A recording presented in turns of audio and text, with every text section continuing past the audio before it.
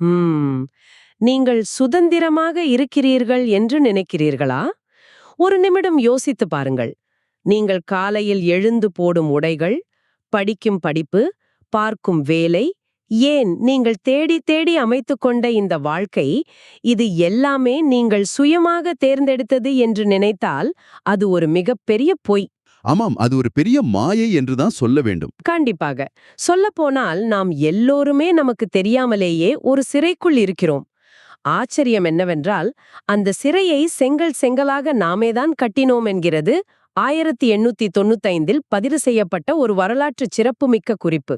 ம், ஞானத்திற்கான முதற்படி என்ற அந்த ஆழமான உரையைத்தான் நீங்கள் குறிப்பிடுகிறீர்கள் இல்லையா? சரியாக சொன்னீர்கள். இன்று நாம் செய்யப்போகும் இந்த ஆழமான அலசலின் நோக்கமே அதுதான். நம்மை நாமே எப்படி சிறையில் அடைத்துக் கொள்கிறோம் என்பதையும் அதிலிருந்து எப்படி தப்பிப்பது என்பதை பற்றித்தான் இன்று பேசப் போகிறோம். மிகவும் சுவாரஸ்யமான, அதே சமயம் அவசியமான ஒரு தலைப்பு இது. சரி, இதை கொஞ்சம் ஆழமாகவே உடைத்து பார்ப்போம். இதற்கான விடை ஞானம் என்ற ஒற்றைச் சொல்லில் இருக்கிறது என்று அந்த மூலக்குறிப்பு சொல்கிறது. முதலில் இந்த ஞானம் என்றால் என்ன? ஜ என்ற சம்ஸ்கிருத வேர்ச்சொல்லுக்கு அறிதல் என்று பொருள். ஆமாம், அறிதல். ஆனால் இது வெறும் தகவல்களை சேகரிப்பதல்ல. உண்மைதான். இது ஏதோ புத்தகங்களை படித்து மனப்பாடம் செய்வதில்லை. ஆழமான அறிவின் மூலம் நாம் யார் என்பதை உணர்வது. இந்த அறிவை அடைவதற்கான ஒரு பாதையைத்தான் ஞானயோகம் என்கிறார்கள். ஆனால் எனக்கு இங்கே ஒரு அடிப்படை சந்தேகம் இருக்கிறது. சொல்லுங்கள், என்ன சந்தேகம்? இந்த அறிவையெல்லாம் தேடி நாம் எதை அடையப் போகிறோம்? அதாவது இந்த மொத்த தத்துவத்தின் இறுதி நோக்கம் என்ன? அந்த இறுதி நோக்கம் ஒரு ஒற்றை வார்த்தையில் சொல்லப்பட வேண்டிய ஒன்று: முக்தி. முக்தி, அதாவது விடுதலை என்கிறீர்களா? ஆமாம், முழுமையான விடுதலை. இது ஏதோ மரணத்திற்கு பிறகு நடக்கும் ஒரு மாயாஜாலம் என்று பலர் நினைக்கிறார்கள். ஆனால் அது உண்மையல்ல. நாம் வாழும் பொழுதே நமக்குள் இருக்கும் குறைகள், நம் அன்றாட வாழ்க்கையில் நாம் சந்திக்கும் எண்ணற்ற துன்பங்கள், பயங்கள், கண்ணீர், இவை அனைத்திலிருந்தும் கிடைக்கக்கூடிய ஒரு முழுமையான விடுதலை. ஓ, வாழும்போதே கிடைக்கக்கூடிய விடுதலையா? கேட்பதற்கு மிக அழகாக இருக்கிறது. கண்டிப்பாக. மனிதர்களாகிய நாம் ஏன் இவ்வளவு துன்பப்படுகிறோம், இந்த துயரங்களிலிருந்தும் விடுபட்டு ஒரு சுதந்திர பறவையாக எப்படி மாறுவது என்ற ஒரு அடிப்படையான ஆனால் பிரம்மாண்டமான தேடலோட தான் இந்த ஒட்டுமொத்த தத்துவமும் தொடங்குகிறது. சரி, விடுதலைய பற்றி பேசுவதற்கு முன்னால் நாம் எந்த சிறையில் அடைபட்டிருக்கிறோம், எப்படி சிக்கிக் கொண்டோம் என்பதை புரிந்து கொள்ள வேண்டும் அல்லவா? 100க்கு 100 உண்மை. நோய்க்கான காரணத்தை தெரிந்து கொள்ளாமல் சிகிச்சையை தொடங்க முடியாதே. சரியாகச் சொன்னீர்கள். நாம் ஏன் துன்பப்படுகிறோம் என்று யோசித்துப் பார்த்தால், நம்முடைய ஆசைகளுக்கும் நிதர்சனத்திற்கும் இடையே உள்ள இடைவெளிதான் காரணம் என்று தோன்றுகிறது. ஒரு சாதாரண மனிதனாக யோசித்து பாருங்களே. சொல்லுங்க. எனக்கு இந்த அறையின் சுவரை அப்படியே ஊடுருவிச் செல்ல வேண்டும் என்று ஒரு ஆசை வரலாம். அல்லது என் வாழ்க்கையில் எனக்கு எந்த நோயுமே வரக்கூடாது, நான் முதுமையை அடையாமல் நிரந்தரமாக வாழ வேண்டும் என்று ஒரு ஆசை வரலாம். ஆனால் நிதர்சனத்தில் இது சாத்தியமா? நிச்சயமாக இல்லை. அது இயற்கையின் விதிகளுக்கு முரணானது. அதுதான் பிரச்சனை. இப்படி என்னால் முடியாத பிரபஞ்ச விதிகளுக்கு முரணான லட்சக்கணக்கான விஷயங்களை செய்ய வேண்டும் என்று மனம் அலைபாய்கிறது. அந்த ஆசைகள் நிறைவேறாத போது அந்த இயலாமைதான் துன்பம் என்ற வடிவத்தை எடுக்கிறது. மிகச் சரியான வாதம். ஆனால் இதிலிருந்து ஒரு மிகப்பெரிய கேள்வி எழுகிறது. எனக்கு ஒரு ஆசை வருகிறது, அது நடக்கவில்லை, நான் துன்பப்படுகிறேன். அப்படியானால் என்னுடைய இந்த துன்பத்திற்கு நான் மட்டும்தான் காரணமா? வேறு யாரும் அல்லது வேறு எந்த சக்தியும் இல்லையா? இங்கேதான் நாம் பிரபஞ்சத்தின் மிக முக்கியமான ஒரு விதியை புரிந்து கொள்ள வேண்டும். அதாவது காரண காரிய விதி, law of cause and effect என்று சொல்வார்களே, அதுதான். ஓஹோ, இதை கொஞ்சம் விளக்கமாக சொல்ல முடியுமா? கண்டிப்பாக. இந்த ஒட்டுமொத்த உலகமும், ஏன் இந்த அகிலமும் கூட காரணம் மற்றும் காரியம் என்ற சங்கிலியால தான் பிணைக்கப்பட்டிருக்கிறது. ஒரு காரணம் இல்லாமல் எந்த ஒரு விளைவும் இங்கே உருவாக முடியாது. நம்மை கட்டி போட்டிருக்கின்ற இந்த துன்பத் தலைகளும் அப்படித்தான். அப்படியானால் நாம் அனுபவிக்கும் ஒவ்வொரு சிறு துன்பத்திற்கும் ஒரு காரணம் இருக்கிறது என்கிறீர்களா? ஆமாம், அவை மிகவும் உண்மையானவை. இதற்கு மூலக்கட்டுரையிலிருந்து ஒரு மிகச்சிறந்த உதாரணத்தை பார்க்கலாம். ஒரு குழந்தை பிறக்கிறது. பிறந்த உடனே அந்த சிசு அழத் தொடங்குகிறது. ஆமாம், அது இயற்கையான ஒன்றுதானே. மருத்துவ ரீதியாக நுரையீரல் விரிவடைகிறது என்று நாம் சொல்வோமே. மருத்துவ ரீதியாக அது சரிதான். ஆனால் தத்துவ ரீதியாக பாருங்கள். பிறந்த அந்த முதல் நொடியிலேயே ஒரு உயிருக்கு ஏன் அந்த துன்பம் வர வேண்டும்? இதற்கு காரணம் ஏதோ இரக்கமற்ற கடவுளோ அல்லது கண்மூடித்தனமான விதியோ அல்ல. பின் வேறு எது காரணம்? இது முந்தைய வினைகளின் தொடர்ச்சி, அதாவது கர்மா. முந்தைய செயல்களின் விளைவாகவே ஒவ்வொரு பிறவியும் அமைகிறது. நம்முடைய வாழ்க்கையை, நம்முடைய தற்போதைய நிலையை உருவாக்கியது நாமேதான். நீங்கள் சொல்வதை பார்த்தால் நம்முடைய செயல்களின் தொடர்ச்சியே நம்மை தாக்குகிறது என்கிறீர்கள். இதை படிக்கும்போது மூலக்குறிப்பில் உள்ள ஒரு சுவாரஸ்யமான உதாரணம் என் கண்ணில் பட்டது. அது வண்ணத்து புழுவின் கதை. ஆமா ஆமா, அது மிக ஆழமான, அதே சமயம் வலிய உணர்த்தும் ஒரு உருவகம். நிஜமாவே அந்த உருவகம் என்னை ரொம்பவே சிந்திக்க வைத்தது. ஒரு வண்ணத்துப் புழு எப்படி வாழ்கிறது என்று கவனித்திருக்கிறீர்களா? அது தன்னை சுற்றி கூட்டை கட்டிக்கொள்ள வெளியிலிருந்து எந்த பொருளையும் கடன் வாங்குவதில்லை. தன் சொந்த உடலிலிருந்து சுரக்கும் உமிழ்நீரைத் தானே அது பயன்படுத்துகிறது. மிகச்சரி. தன்னுடைய சொந்த உமிழ்நீரைக் கொண்டு சிறுக சிறுக தன்னைச் சுற்றியே ஒரு வலைப்பின்னலை உருவாக்குகிறது. மிகவும் ரசித்து மெனக்கெட்டு அந்த கூட்டை கட்டுகிறது. ஆனால் கடைசியில் என்ன ஆகிறது? முழுமையாக உள்ளே மாட்டிக்கொள்கிறது. அதுதான் நிதர்சனம். எந்த கூட்டை கட்டி அது பெருமைப்பட்டதோ அதே கூட்டிற்குள்ளேயே அது முழுமையாக சிறைப்பட்டு விடுகிறது. மனித வாழ்க்கையும் அச்சசலாக இதுபோலதான் இருக்கிறது என்ற அந்த உரை கூறுகிறது. இதை இதை கேட்டுக்கொண்டிருக்கும் நேயருடைய அன்றாட வாழ்க்கையோட ஒப்பிட்டு பார்த்தால் ரொம்பவே பயமாக இருக்கிறது. நாம் என்ன செய்கிறோம்? ஒரு பெரிய வீட்டை கட்ட வேண்டும் என்று ஆசைப்படுகிறோம். அதற்காக மிகப்பெரிய அளவில் கடனை வாங்குகிறோம் இல்லையா? ஆமாம். அந்த பணத்தை கட்டுவதற்காக பிடிக்காத ஒரு வேலையில் பல வருடங்கள் நம்மை நாமே வருத்திக் கொள்கிறோம். மன அழுத்தம், உறவுகளில் விரிசல் என்று எல்லாம் வருகிறது. கடைசியில் ஐயோ, நான் கஷ்டப்படுகிறேனே, எனக்கு ஏன் இந்த வாழ்க்கை என்று புலம்புகிறோம். நாமே உருவாக்கிய கூட்டில் நாமே சிக்கிக்கொண்டு அழுகிறோம். அப்படிதானே? மிக சரியான ஒப்பீடு. மனிதன் தன்னுடைய கர்மாவால், தன்னுடைய சொந்த செயல்களாலேயே தன்னைச் சுற்றி இதுபோல் ஒரு தளைய கட்டிக்கொண்டு அதுக்குள்ளேயே சிறைப்பட்டு கிடக்கிறான். அந்த சிறையை எப்படி உடைப்பது? ஒரு வண்ணத்துப் புழு அந்த சிறைக்குள் இருந்து கொண்டு எவ்வளவுதான் அழுதாலும் கதர்னாலும் வெளியிலிருந்து எந்த ஒரு மாயசக்தியும் அதை காப்பாற்றப் போவதில்லை. நாமும் அப்படிதான். ஓ, வெளியிலிருந்து யாரும் வரமாட்டார்களா? கண்டிப்பாக வரமாட்டார்கள். நான் கஷ்டப்படுகிறேனே என்று புலம்புவதாலோ மற்றவர்களை குறை சொல்வதாலோ எந்த பயனும் இல்லை. நாமே உருவாக்கிய இந்த தளைகளை நாமேதான் உடைக்க வேண்டும். நாமே உடைக்க வேண்டுமா? ஆமாம். உள்ளே இருந்து முட்டி மோதி அந்த கூட்டை உடைத்துக் கொண்டு ஒரு அழகிய வண்ணத்துப் பூச்சியாக வெளியே வருவதைப் போல நாமும் இந்த உலக மாயையை உடைத்துக் கொண்டு வெளியேற வேண்டும். அதுதான் விடுதலை. நீங்கள் சொல்வது தர்க்கரீதியாக சரியாக இருக்கலாம். நாமே சிறையை கட்டுகிறோம், நாமே உடைக்க வேண்டும். ஆனால் எனக்கு ஒரு சந்தேகம் வருகிறது. என்னவென்று கேளுங்கள். மனிதர்கள் தொடர்ந்து தவறுகளையும் கர்மங்களையும் செய்து கொண்டே இருக்கிறார்கள். தாங்களாகவே துன்பங்களை உருவாக்கிக் கொள்கிறார்கள் என்றால் மனிதன் பிறப்பிலேயே ஒரு மோசமான படைப்பா? இயல்பிலேயே நாம் பாவிகளா? இது பலரும் கேட்கும் கேள்விதான். நம்முடைய அடிப்படை குணமே இந்த தலைகளை உருவாக்குவதுதானா? இல்லை இல்லை, ஒரு நிமிடம் இருங்கள். இங்கேதான் ஒரு மிக ஆழமான, ஒரு நேர்மறையான உண்மையை நாம் உணர வேண்டும். இந்த ஞான தத்துவம் அந்த வாதத்தை முற்றிலுமாக உடைத்தெறிகிறது. அப்படியா? மனிதன் மோசமானவன் அல்லையா? ஒருபோதும் அல்ல. மனிதன் இயல்பிலேயே கொடியவனோ பாவியோ அல்ல. மனிதன் இயல்பிலேயே தூய்மையானவன், முற்றிலும் புனிதமானவன். ஒவ்வொரு மனிதருக்குள்ளும் எல்லையற்ற பிரம்மாண்டமான ஒரு தெய்வீக தன்மை ஒளிந்திருக்கிறது. ஓஹோ. நீங்கள் பார்க்கின்ற ஒவ்வொரு சாதாரண மனிதருக்குள்ளும் அந்த பேரொளி இருக்கிறது என்பதே இந்த உரையின் மிக முக்கியமான செய்தி. அப்படியென்றால் ஒரு சின்ன கேள்வி. அந்த பேரொளி எங்கே போனது?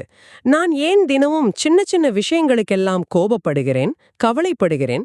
அந்த தெய்வீக இயல்பு ஏன் வெளியில் தெரிவதில்லை? அதற்கு காரணம், நமது இந்த உண்மையான தெய்வீகமான இயல்பு ஒரு மாபெரும் இருண்ட திரையால் மறைக்கப்பட்டிருக்கிறது. அந்த திரைக்கு பெயர்தான் அறியாமை. அறியாமை. ஆமாம். இது ஏதோ படிப்பறிவில்லாத அறியாமை அல்ல. நம்முடைய உண்மையான சுபாவம் என்ன என்பதை மறந்து போன அறியாமை.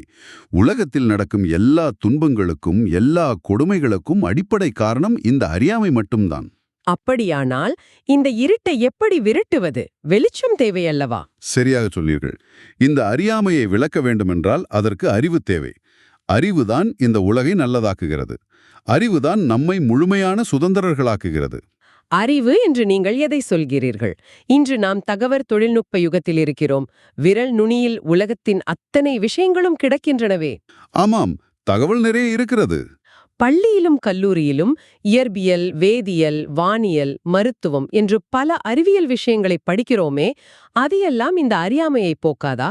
உலகியல் சார்ந்த அறிவியல் அறிவுகள் எல்லாம் நம்முடைய அன்றாட புற உலக வாழ்க்கையை வசதியாக்க சிறிதளவு உதவலாம்.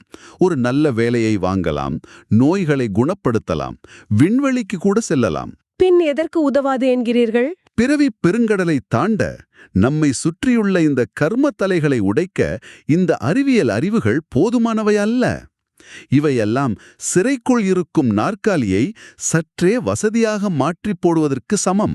ஓ, சிறைய வசதியாக்குகிறது, ஆனால் சிறைய உடைக்காது. மிக அருமையான உதாரணம். ஆமாம், சிறையை உடைக்காது. உண்மையான அறிவு என்பது உன்னை அறிந்து கொள் என்பதுதான். உன்னை அறிந்து கொள், நோ தை செல்ஃப். அதேதான். அதாவது நீங்கள் உண்மையில் யார், உங்கள் உண்மையான இயல்பு எது, இந்த உடல் நீங்களா, இந்த மனம் நீங்களா, இல்லை இவை அனைத்துக்கும் அப்பாற்பட்ட ஒரு எல்லையற்ற ஆன்மாவா நீங்கள் என்பதை அறிந்து கொள்வதுதான் உண்மையான அறிவு. உங்களுக்குள் இருக்கும் அந்த எல்லையற்ற தூய்மையான இயல்பை நீங்கள் எப்போதும் முழுமையாக உணர்கிறீர்களோ அந்த நொடியே உங்களை கட்டியிருக்கும் தலைகளெல்லாம் சுக்கு நூறாக நொறுங்கிவிடும். கேட்பதற்கு ஒரு கவிதை போல மிக அழகாக இருக்கிறது. உன்னை அறிந்து கொள், சிறை உடையும் என்று. ஆனால் இது நடைமுறையில் சாத்தியமா? ஏன் அப்படி கேட்கிறீர்கள்? வெறும் அறிவுபூர்வமான சிந்தனையால் மட்டுமே இது நடந்துவிடுமா? ஏனென்றால் இன்று சமூக வலைத்தளங்களை பார்த்தால் பலரும் தங்களை பகுத்தறிவுவாதிகள் என்று மிக எளிதாக கூறிக்கொள்கிறார்கள்.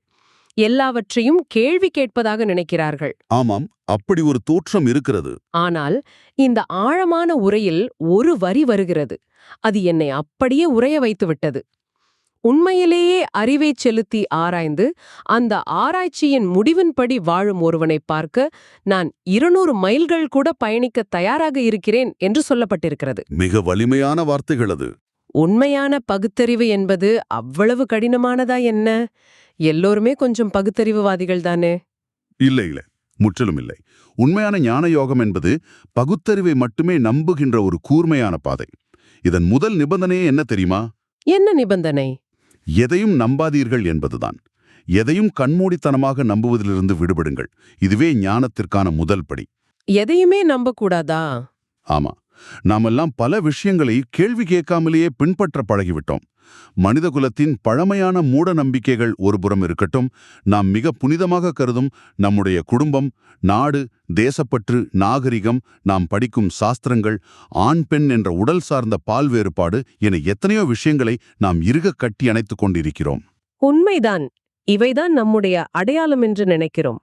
இவை எல்லாமே நிரந்தரமான உண்மைகள் என்று நம்புகிறோம். ஆனால் உண்மையான பகுத்தறிவு பூர்வமான ஆராய்ச்சி இந்த நம்பிக்கைகளையெல்லாம் சுத்தியல் கொண்டு அடித்து தூள்துளாக்கும். தூள்துளாக்குமா? ஆமாம். அப்படி நம்முடைய அடையாளங்களெல்லாம் தூள்துளாகும் போது ஒரு சாதாரண மனிதனால் அதை தாங்கிக் கொள்ளவே முடிவதில்லை. கொஞ்சம் பொறுங்கள். நீங்கள் சொல்வதை கேட்டால் அதிர்ச்சியாக இருக்கிறது. தேசப்பற்றை, குடும்பத்தின் மீதான பாசத்தை எல்லாம் பொய்யென்று ஒருவன் ஒதுக்க வேண்டுமென்கிறீர்களா? பகுத்தறிவு அந்த எல்லையை நோடிதான் பயணிக்கச் சொல்கிறது. இது நடைமுறைக்கு ஒத்து வராத ஒரு விஷயமாக தெரிகிறது. என் லட்சியங்கள், என் நம்பிக்கைகள், என் உறவுகள் எல்லாம் மாயை என்று தெரிந்தால் ஒருவன் எப்படி வாழ முடியும்? பலரும் இந்த இடையில் பயந்து பின்வாங்கி விடுவார்களே. ஆமாம். இதுவரைக்கும் ஆராய்ச்சி செய்தது போதும், எனக்கு என் குடும்பம் வேணும், என் அடையாளம் வேணும் என்று ஓடிவிட மாட்டார்களா? அதுதான் மனித இயல்பு. அதனால்தான் உண்மையான பகுத்தறிவுவாதியை பார்ப்பது குதிரை கொம்பு என்று அந்த உரையில் சொல்லப்படுகிறது. இப்படி பயந்து பின்வாங்குபவர்கள் ஒருபோதும் முழுமையான உண்மையை அறிய மாட்டார்கள். அப்படியானால் உண்மையான பகுத்தறிவுவாதி என்பவன் யார்? உண்மையான பகுத்தறிவுவாதியாக இருப்பதற்கு வெறும் அவநம்பிக்கை மட்டும் போதாது. அந்த ஆராய்ச்சி உங்களை எங்கு இட்டுச் செல்கிறதோ அது எவ்வளவு கசப்பான உண்மையாக இருந்தாலும் அந்த எல்லை வரை செல்லக்கூடிய அசாத்தியமான துணிவு வேண்டும். அசாத்தியமான துணிவு. உதாரணத்திற்கு உங்களிடம் ஒரு கேள்வியை கேட்கிறேன். இந்த உடம்பு என்பது ஒரு பொய் தோற்றம், இது அழியக்கூடிய ஒரு வெறும் சதைப்பிண்டம் என்று உங்களுடைய பகுத்தறிவு உங்களுக்கு ஆணித்தரமாக உணர்த்தினால் அந்த உடம்பின் மீதான அதீத பற்றை, அதை பற்றிய கவலைகளை விட்டுவிட நீங்கள் தயாராக இருக்கிறீர்களா? அது சாதாரண விஷயம் இல்லையே. எனக்கு ஒரு சின்ன தலைவலி வந்தாலே நான் துடிதுளித்து போயிறேனே. என் உடம்ப நான் அல்ல என்று எப்படி ஒதுக்க முடியும்? அதுதான் ஞானத்தின் கூர்மையான கத்தி. சூடு, குளிர், இன்பம், துன்பம் என்பதெல்லாம் வெறும் புலன்கள் செய்யும் மாயை, மூளையின் ரசாயன மாற்றங்கள் என்று பகுத்தறிவு நிரூபித்தால் அதை பயமில்லாமல் தாங்கிக் கொள்ள உங்களுக்கு துணிவு இருக்கிறதா? நிசமாவே இது ரொம்ப கடினமான ஒன்றுதான். உங்கள் கண்கள் பார்ப்பதும் காதுகள் கேட்பதும் முழுமையான உண்மை அல்ல. புலன்கள் கொண்டு வரும் அறிவெல்லாம் குறைபாடானது என்று நிரூபிக்கப்படும்போது அதை மறுக்கின்ற துணிச்சல் இருக்குமானால் அப்போதுதான் நீங்கள் உண்மையான பகுத்தறிவுவாதி. ஆனால் நடப்பது வேறு இல்லையா? ஆமாம், நடப்பது என்ன? பலரும் தத்துவத்தை பேசுவார்கள், ஆனால் சின்ன கஷ்டம் வந்தால் நிலைகுலைந்து போவார்கள். இப்படி முக்கால்வாசி உலக ஆசைகளை நம்புவதும் கால்வாசி மட்டும் தத்துவத்தை சந்தேகிப்பதுமாக இருக்கும் மனிதர்களைப் பற்றி ஒரு மிக கடுமையான விமர்சனம் முன்வைக்கப்படுகிறது. ஆமாம், எனக்கும் அந்த நினைவிருக்கிறது. அவர்களை அரை ஆஷாட பூதிகள் என்று ஒரு வார்த்தையால் சாடுகிறார்கள் இல்லையா? மிகச்சரி, அரை ஆஷாட பூதிகள். அரை ஆஷாட பூதிகள் அப்படியென்றால் என்ன? இது ஒரு கடுமையான வசைச்சொல் போல தெரிகிறதே. ஒரு போலித்தனமான மனிதர்களை குறிக்கும் வார்த்தையா இது? ஆமாம், ஆஷாடபூதி என்றால் வெளிவேஷம் போடுபவர்கள் அல்லது போலி சாமியார்கள் என்று பொருள். அரை ஆஷாட பூதிகள் என்றால் உலக வாழ்க்கையையும் விட முடியாமல் முழுமையான ஞானத்தையும் ஏற்க துணிவில்லாமல் இரண்டும் கெட்டானாக தவிப்பவர்கள். ஓ, இரண்டும் கெட்டான் நிலை. ஆமாம், கொள்கை வெறியர்களாக இருப்பவர்கள் அல்லது முற்றிலும் உலக ஆசைகளில் மூழ்கிய முட்டாள்களாக இருப்பவர்கள் கூட இவர்களை விட எவ்வளவோ மேல் என்று இந்த உரை கூறுகிறது. முட்டாள்கள் மேலென்கிறதா? ஏன் அப்படி? ஏனென்றால் அவர்கள் குறைந்தது தாங்கள் நம்புவதிலாவது உறுதியாக இருக்கிறார்கள், அதன்படி வாழ்கிறார்கள். ஆனால் எது உண்மை என்று முடிவு செய்ய முடியாமல் வார இறுதியில் மட்டும் தத்துவம் பேசிவிட்டு மற்ற நேரங்களில் உலக மாயையில் மிதப்பவர்கள், பூமிக்கு வெறும் அழுக்கை மட்டுமே சேர்ப்பவர்கள் என்று மிக கூர்மையாகச் சொல்லப்படுகிறது. அது மிகவும் ஆழமான ஒரு விமர்சனம். உண்மையான தேடல் என்பது ஒரு பகுதி நேர பொழுதுபோக்கல்ல, அது ஒரு வாழ்நாள் அர்ப்பணிப்பு. நிஜமாகவே இது மிகவும் ஆழமான, ஒரு வகையில் சுடும் உண்மை. இந்த அளவிற்கு தன் சொந்த நம்பிக்கைகளையே சுக்குநூறாக உடைத்துக் கொள்ளும் இவ்வளவு கடினமான உண்மைகளை ஏற்கும் மனப்பக்குவம் ஒரு மனிதனுக்கு எப்போது வரும்? எப்படி வரும்? இது ஒரு முக்கியமான கேள்வி. இதை யோசிக்கும் போது என் வாழ்க்கையில் நடந்த அல்லது நாம் எல்லோருமே கடந்து வந்த ஒரு விஷயம் நினைவுக்கு வருகிறது. நாம் குழந்தையாக இருக்கும்போது இந்த உலகம் எவ்வளவு அழகானது, வண்ணமயமானது என்று கனவு காண்கிறோம். வெளியே சென்றால் சந்தோஷத்தை அப்படியே அள்ளிவிடலாம் என்று நம்புகிறோம்.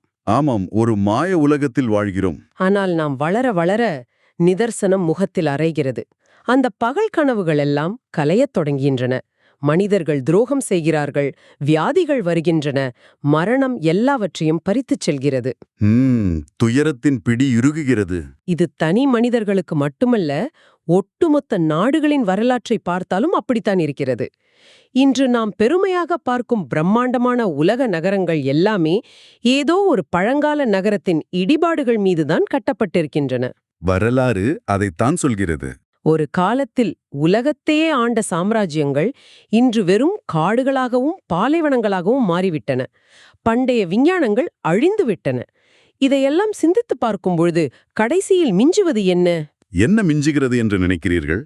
எல்லாம் வெறுமை. மனிதனின் அத்தனை பிரம்மாண்ட முயற்சிகளும் இறுதியில் காலத்தின் முன் வெறும் தூசுதான் என்று உணரத் தோன்றுமே. அந்த உணர்வுதான் நீங்கள் இப்போது சொன்னீர்களே, எல்லாமே வெறுமை என்ற அந்த ஆழமான உணர்வுதான் வைராகியம் அல்லது பற்றின்மை என்று அழைக்கப்படுகிறது. அதுதான் ஞானத் தேடலுக்கான உண்மையான முதற்படி. ஓ, இதுதான் வைராகியமா?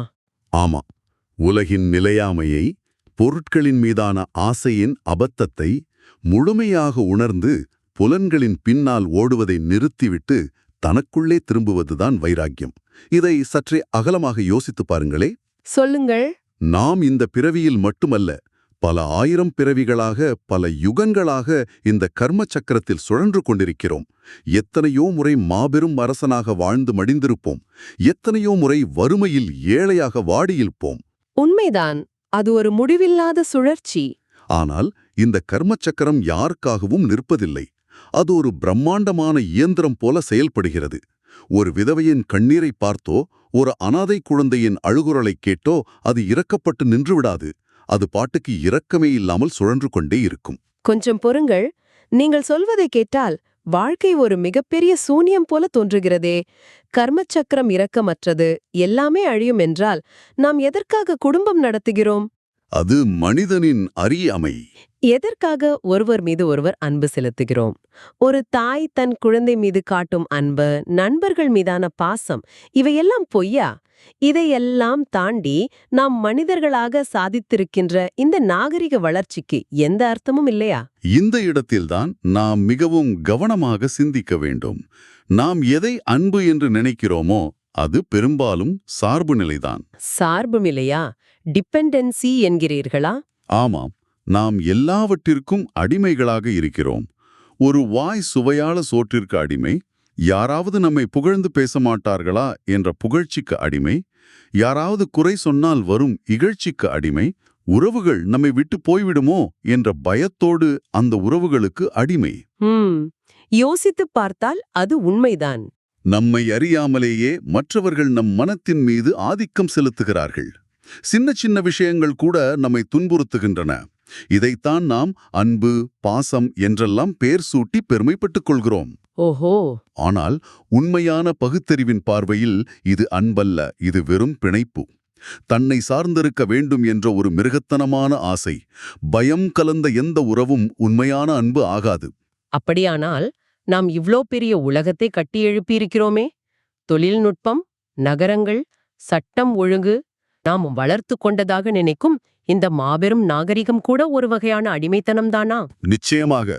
வானளாவிய கட்டிடங்களையும் பிரம்மாண்டமான நகரங்களையும் கட்டி எழுப்பிவிட்டு உள்ளுக்குள் பேராசையோடும் பயத்தோடும் ஒரு முட்டாள்தனமான வாழ்க்கையை வாழ்வது உண்மையான நாகரிகமாகிவிடாது. புற உலக வளர்ச்சி நாகரிகம் இல்லையா? புற உலகை எவ்வளவுதான் வென்றாலும் உள்ளே நிம்மதி இல்லை என்றால் அது நாகரிகம் அல்ல.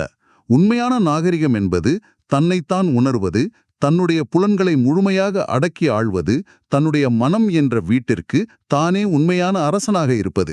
மனம் என்ற வீட்டிற்கு அரசனாக இருப்பது மிகச் சிறப்பான வாக்கியம். புற உலகின் எந்த பொருளும் தன் மனதின் அமைதியை குலைக்க முடியாதபடி பார்த்து கொள்வதுதான் உண்மையான நாகரிகம்.